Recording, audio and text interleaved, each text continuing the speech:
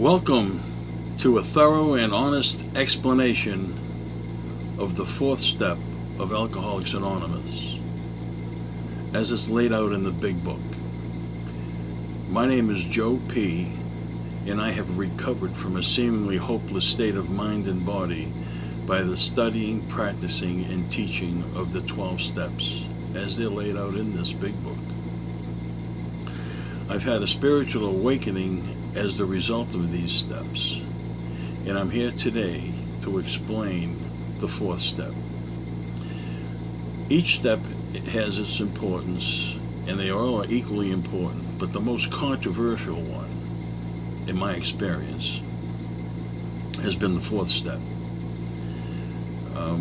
We learn quite a bit about it in the Big Book, but we cannot do this alone. We have to have someone's help, somebody that's been through it before, that can look over and point out the little nuances that one might gloss over if they were trying to do this on their own. So if you're sponsoring yourself through this fourth step, you've got a fool for a sponsor. Assuming that the listener wants to quit drinking, we've come to the fourth step of recovery. You've gotten a sponsor, and he's taken you through the first 68 pages, 64 pages, I should say, of this book, up to the beginning of the fourth step. You've made a decision in the third step to turn your life and your will over to the care of God as you understand Him. And the way you understand God in the third step and the way you understand God in the 11th step is as different as far as east is from the west.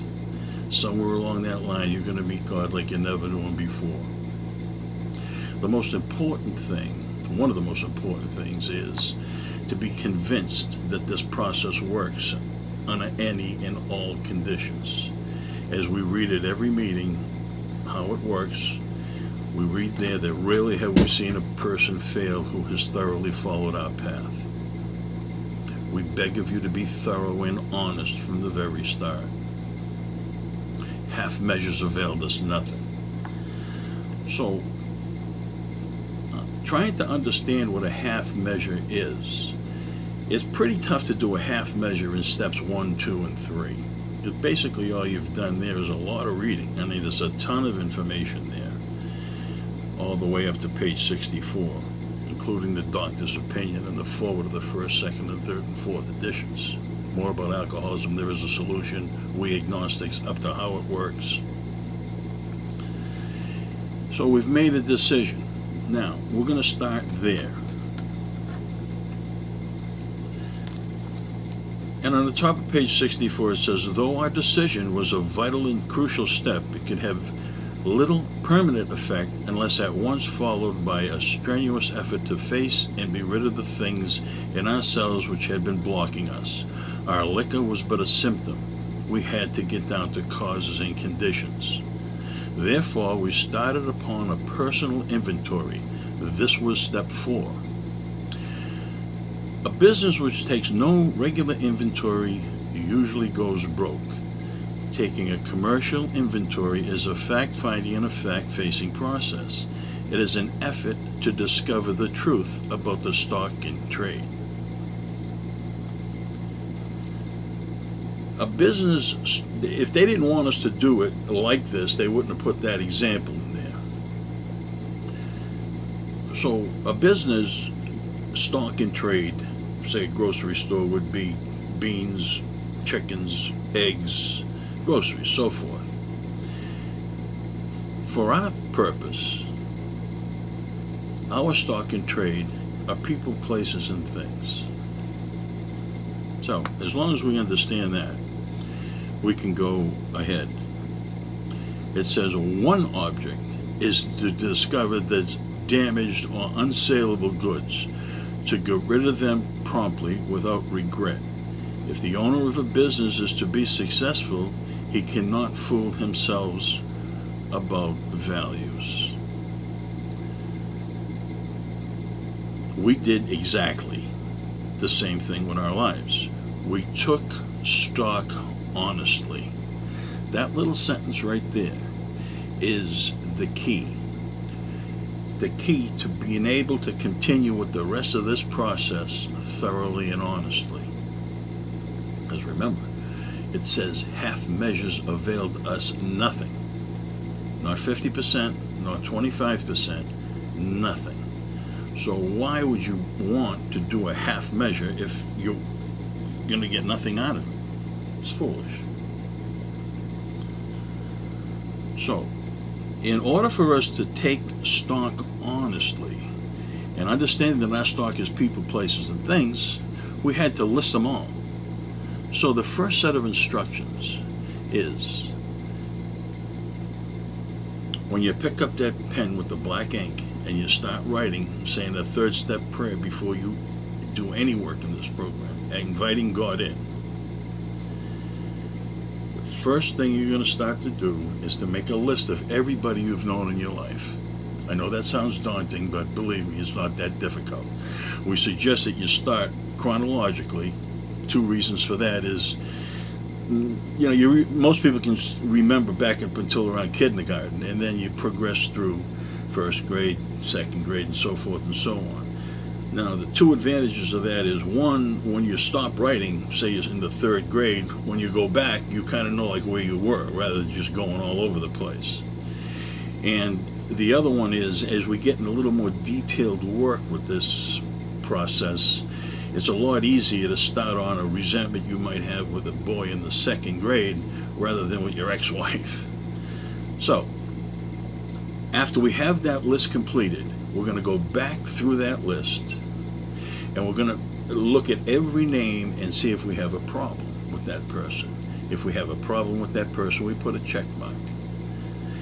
Now, as far as the list is concerned, usually it's been my experience with the people that I've helped that ballpark numbers, we're talking around 1,000 names of everybody you've known in your life. And now we're going to go back and we're going to go through that, and alcoholics have a tendency to have trouble with everybody and everything, so you're going to have a lot of check marks. But at that point, you're going to go back and look at each one of those check marks and ask yourself, and once you understand what a resentment is versus an annoyance, you're going to ask yourself, is this really a resentment? Is this, I keep reliving this when I think it. And then you're going to put another check mark if it is. Now, what usually happens is that 1,000 names gets reduced to single check marks of around 500 and double check marks are around 250. Now you have your resentment list. And then after that sentence, it says, we took our stock honestly. It says, first, we searched out the flaws in our makeup which caused our failure. Being convinced the self manifested in various ways, which as Vita says, we consider this common manifestations. Resentment, the number one offender. Now, we're going to go on. Once we have this list of our resentments, we're going to go on and look on page 65, and we're going to see an example of how it's laid out, on how we treat these resentments. We're going to list the name, we're going to list the cause, and we are going to list the effects.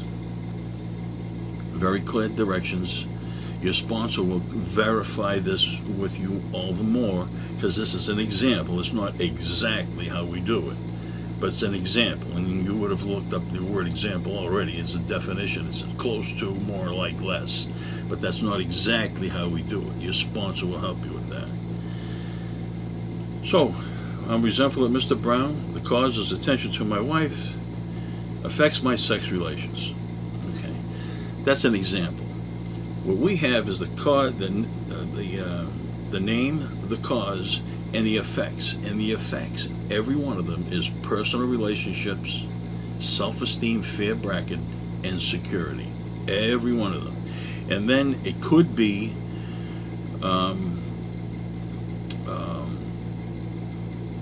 ambition,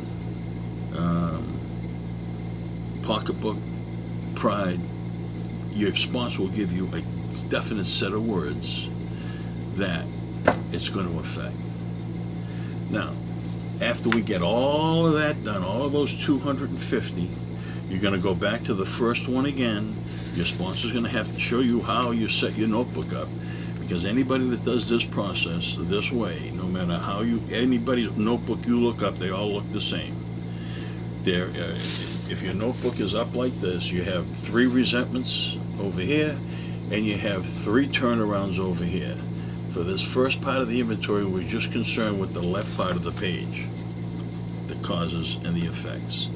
Now, the book says, what are we going to do with this? Well, actually, what I'd like to point out is at the top it says, to conclude that others were wrong, we're about as far as most of us ever got. I mean, talk about a half measure. You're going to do all of that work for nothing, for a half measure, and it avails you nothing. You might as well throw the book out.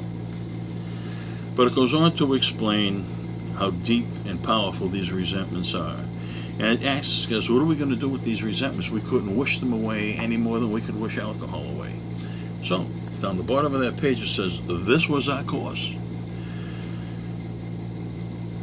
And it gives us the spiritual solution.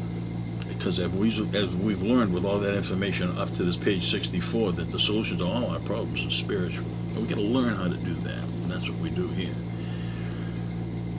This is a sick friend. I wouldn't treat a sick friend that way. It's right in this book. Your sponsor will explain it more to you. And then it says, referring to our list again, putting out of the minds the wrongs others have done us, we resolutely look for our part in it. Where had we been selfish, dishonest, self-seeking, and frightened? Not if, where. And we actually look for and understand which each one of these character defects mean. If you're anything like me, I had no idea what selfishness was. I mean, stuff I want, I guess. I don't know. Or dishonesty. I don't know. Not stealing. Self-seeking. Looking around, see what I want.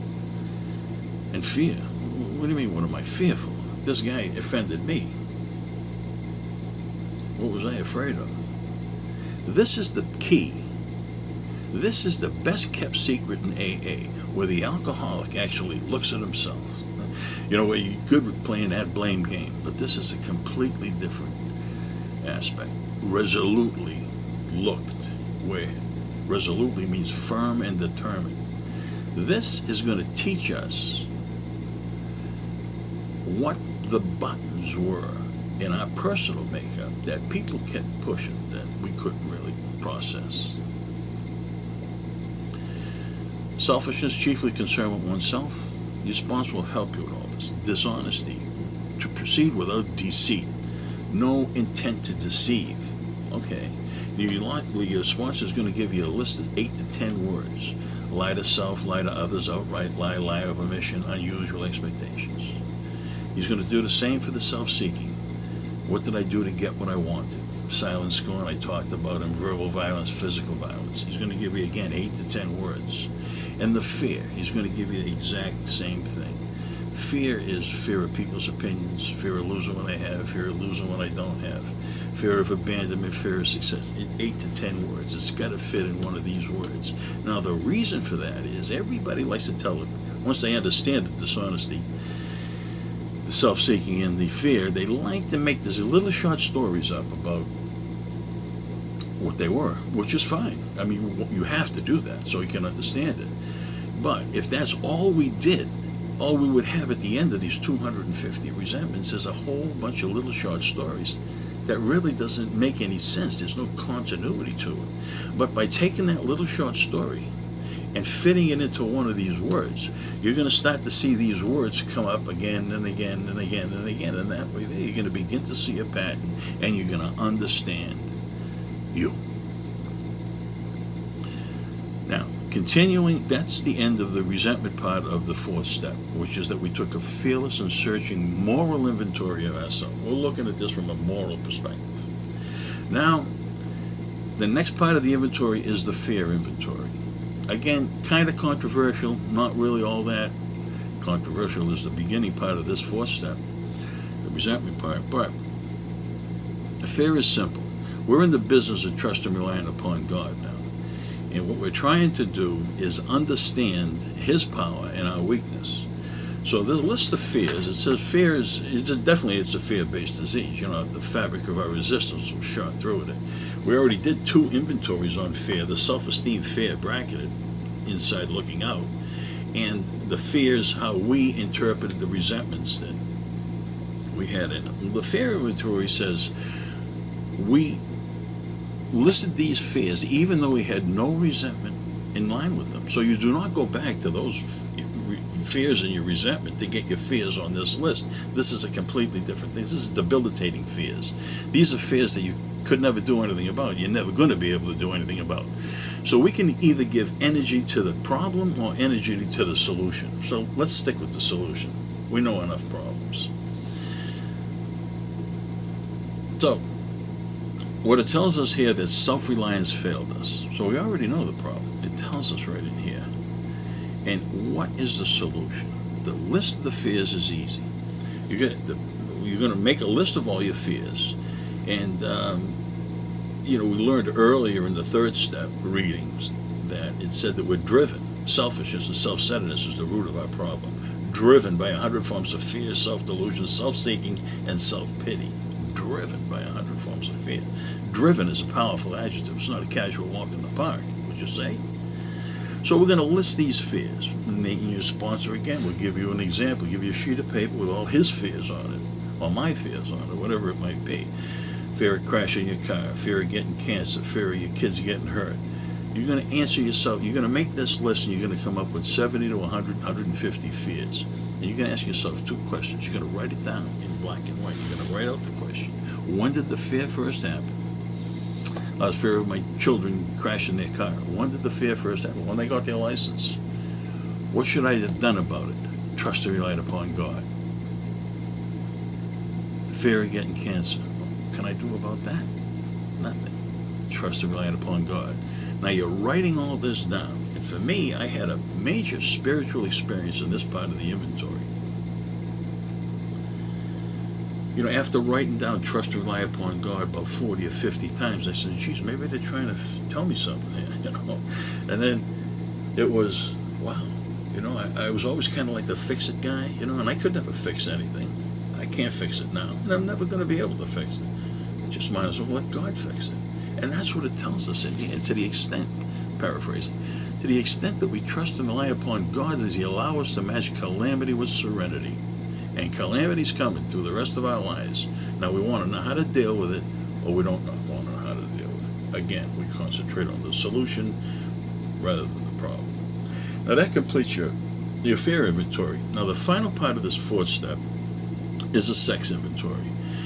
And the sex inventory is clear, very clear in this book. It gives us 9 questions on page 69 that we have to answer on every person that we had sex with. Again, the beauty of that master list that we made in the beginning. We're going to go back to that list and find all the people on that list that we had sex with. Because in my personal case, there were people that I had sex with that were not on my resentment list. So if that master list wasn't right, I'd have to go fishing through my brain again, and chances of me being thorough are slim. So we answer all of these 9 questions, and we have completed the 4th step.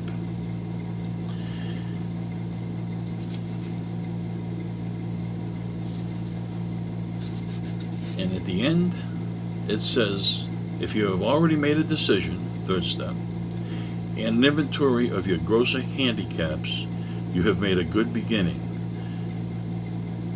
That being, so you have swallowed and digested some big chunks of truth about yourself. You made a good beginning. This 4th step inventory, if not done honestly and thoroughly, you cannot do the rest of the program thoroughly and honest. So why would you ever want to have to do another 4th step? If it's done once and thoroughly, right up to this moment, you're good to go. We're going to take care of things in the rest of our lives as they come up in step 10. We're not going to let anything build up. So I hope this was informative, and your sponsor will give you the clear-cut directions. As long as you can follow directions, you will believe me, you will tell your sponsor that this is the best thing you've ever done in your life. That was told to me. I told my sponsor that, and everybody that I've helped do that tells me the same thing. This was the best thing they've ever done in their lives. Just follow the directions that you get. It's not open for debate. These are clear-cut directions. Go on to have that spiritual experience and live a wonderful life, a happy, joyous, and free life, rather than that restless, irritable, and discontent feeling that we all had before we'd have done this work. So like Nike says, just do it. Besides, what do you got to lose?